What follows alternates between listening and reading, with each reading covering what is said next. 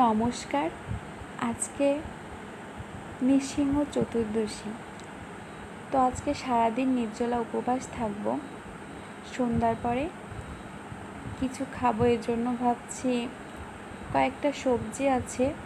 গত 2 দিন আগে একাদশী ছিল, তো এটারই সবজি কিছুটা ছিল।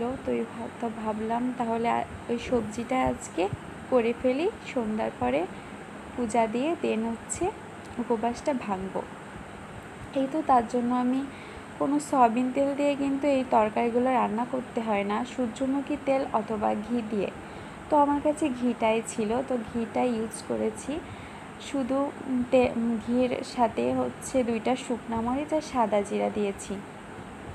এখন ওই যে মিষ্টি কুমড়া, আলু, একটু পেঁপে ছিল আর কয়টা ডাঁটা, আর এই তো একটা ডয়া কলা মানে বিচি কলা যে যেইটা বলে, আর একটা কাঁচকলা একসাথে। এখন এটা আমি ভালো করে ভেজে নেব। গত 2 দিন আগেও আমি একাদশী করেছিলাম, তো এইভাবেই সেমভাবেই রান্না করেছিলাম। তো আজকেও আমি ওইভাবেই রান্না করছি। এইটাই কিন্তু কোনো হলুদ ইউজ করব না, জাস্ট সাদা তরকারি। তো আমি লবণ দিয়েছি, অবশ্য এই লবণটা ইউজ করতে হয় না, এইটার জন্য আলাদা একটা লবণ পাওয়া যায়, কিন্তু যেটা ছিল আমি সেটাই দিচ্ছি। এখন আমি ভালোভাবে ভেজে পরিমাণ মতো জল দিয়ে নিয়েছি।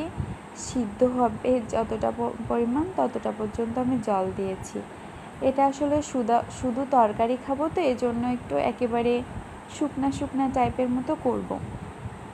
তো ঢাকনা দিয়ে রেখে দিয়েছি।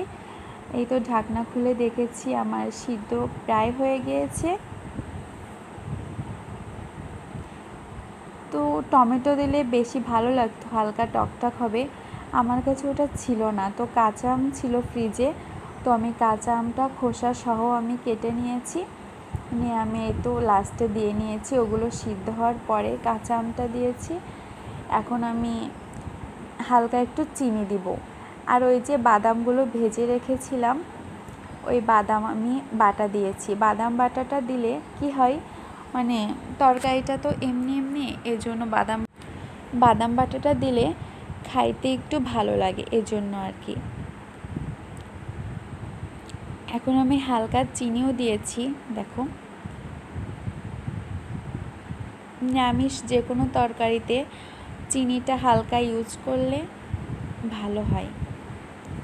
আমার রান্না কিন্তু প্রায় হয়ে গিয়েছে। এই তো এখন আমি হালকা ঝোল শুকানো পর্যন্ত ওয়েট করব। তো আমার মতো এইভাবে কে কে একাদশী বা যে কোনো নিরামিষ তরকারি রান্না করো কোনো একটা ব্রত পালনের জন্য, প্লিজ কমেন্ট করে বলবে। তো সবাই ভালো থাকবে। সবাইকে নৃসিংহ চতুর্দশীর শুভেচ্ছা। কে কে এই ব্রত পালন করছো প্লিজ কমেন্ট করো।